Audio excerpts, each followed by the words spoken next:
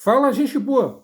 Bom, primeiramente uma correção. Eu tinha dito que eram 8 pessoas, né, que deram início, que criaram aquele embrião que acabou dando origem à colônia Dona Francisca. Na verdade, eram 9 pessoas, tá?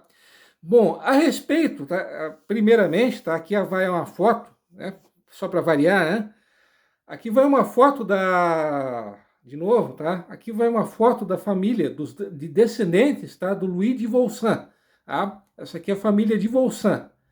Bom, eu tinha mostrado, né, obviamente, no vídeo anterior, uma foto do patriarca da família, né, o Luiz, eu vou chamar só de Luiz, né, o nosso amigo Luiz, né, que era uma dessas 9 pessoas que criaram o núcleo, né, o embrião da colônia Dona Francisca. Algumas informações a respeito dele, tá? O nosso amigo Luiz, embora ele tenha um nome francês, ele era, pasmem, ele era suíço. Ele era natural de um cantão, né? Do cantão de Vaud, né? Se escreve V-A-U-D, né? Mas pronuncia-se Vaud. Perdão, né? Quem entende de francês, perdão pela minha péssima pronúncia, mas se escreve dessa maneira como eu acabei de mencionar, com V-A U e D mudo, né? Valde, se escreve Valde. Então o nosso amigo Luiz, ele veio dessa região da Suíça, desse cantão, né? No caso.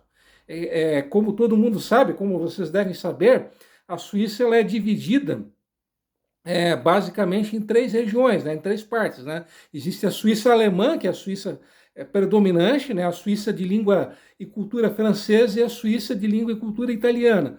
No caso, o nosso amigo Luiz, ele era dessa Suíça, entre aspas, francesa. Né? E ele fez parte, até possivelmente, vocês já devem ter ouvido falar muito, né, do falanstério do Saí.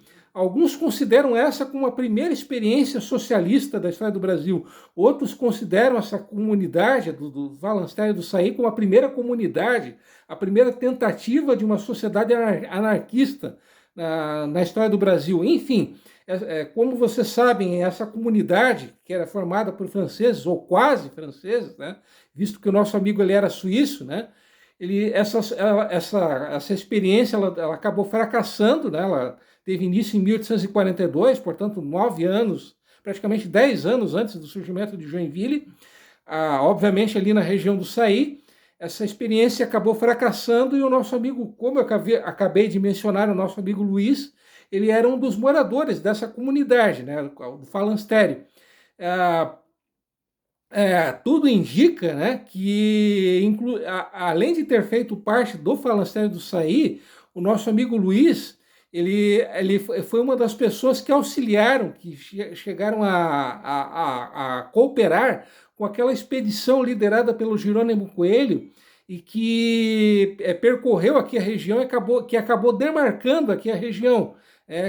Um vídeo, inclusive, que eu gravei, relativamente recente, que eu acabei gravando, né?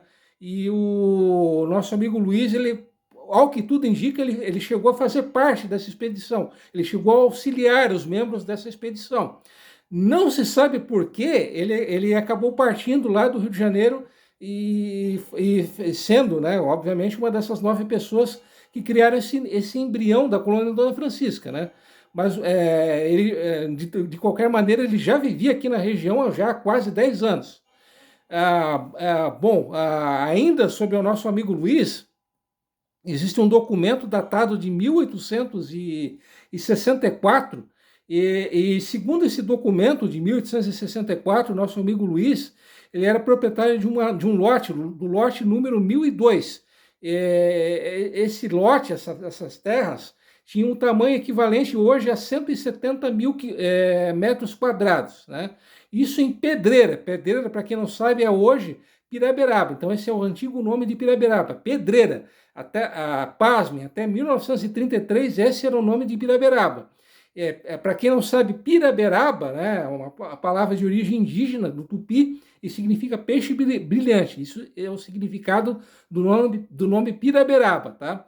Então, o nosso amigo Luiz, ele acabou, obviamente, se radicando no que hoje é Piraberaba. Ele tem há uma quantidade de descendentes até bem numerosa do Luiz de Volsan. Inclusive, a maior parte dos descendentes do Luiz de Volsan se concentra na região do Rio Bonito. Inclusive, eles têm há um açougue pertencente a essa família, um açougue, obviamente, no Rio Bonito, né? Inclusive, se vocês fuçarem, derem uma fuçada no Google, vocês encontrarão a matéria de 9 de março de 2014, de autoria da excelente, da maravilhosa, da fantástica jornalista, historiadora e escritora Maria Cristina Dias, a respeito dessa família, né, que conta um pouco da história dos de Volsan, dos descendentes do Louis de Volsan, né? Então, isso é uma dica que eu dou a vocês, né? Esse texto, procure no Google, essa matéria de 9 de março de 2014, de autoria da Maria Cristina Dias, e para o hoje extinto Jornal Notícias do Dia.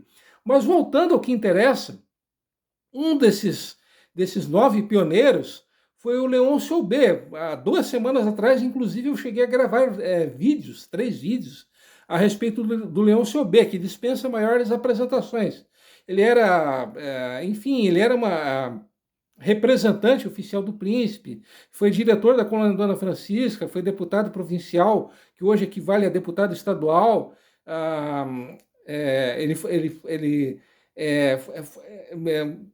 Obviamente foi um dos primeiros desbravadores aqui da região, né? Enfim, se vocês querem saber mais a respeito do nosso amigo Leôncio, confiram os vídeos que eu gravei há 2 semanas atrás, tá? Bom, mas voltando, obviamente o Leôncio Aubé era uma dessas 9 pessoas, e ele, como não poderia deixar de ser, ele escreveu uma carta ao príncipe relatando essa experiência. Inclusive, eu irei ler um trecho aqui dessa carta, tá? Um trecho dessa carta é o seguinte, né? Consultando o mapa da demarcação, Vossa Majestade, obviamente o príncipe, né? Encontrará facilmente o Rio Cachoeira, um dos afluentes do Saguaçu. Está se referindo à Baía... desculpem a voz, né? A Baía do a Lagoa do Saguaçu, tá? Subindo este rio Cachoeira, encontra-se à esquerda o rio Bucarém. Mais acima, um pequeno riacho. E mais acima, outro riacho. O riacho a que ele está se referindo, né? Um outro riacho um pouco mais extenso, que é o rio Matias, né? E é precisamente nesse lugar que desbravamos uma pequena extensão de terra. E construímos 2 casas, a 100 braças, aproximadamente, do rio Cachoeira. Isso equivalia, como eu tinha dito no vídeo anterior, essas 100 braças equivalem a 220 metros de distância, né? Daquele local onde hoje é o monumento da Barca até onde hoje é a Biblioteca Pública Municipal, tá? E nas bordas de um pequeno riacho, né, no caso o Matias, do qual acabo de falar, uma casa de cada lado. Esses primeiros trabalhos foram concluídos há algumas semanas. Infelizmente, os colonos não chegaram ainda. E há mais de um mês eu não tenho nenhuma notícia, o que muito me contraria pela inércia e me retém, né?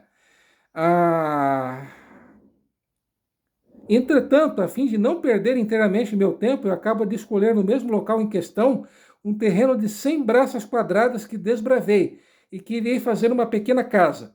Eu tenho a intenção de fazer ali alguns experimentos de cultivo, a fim de ver os produtos que sejam mais vantajosos. Então, esse é um outro lado, né, que o Leôncio Aubé, nessa carta, ele revela, né, o seu lado agricultor, né? Então, como eu comentei há 2 semanas atrás, o Leôncio Aubé, ele não era apenas um político, um homem de bastidores, ele realmente botava a mão na massa, ele foi um desbravador no sentido literal da palavra.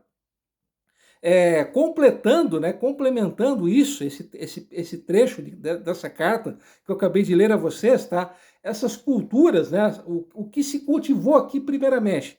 Bom, mandioca, feijão e basicamente isso, mandioca e feijão, tá? Bom, essas 2 casas, tá?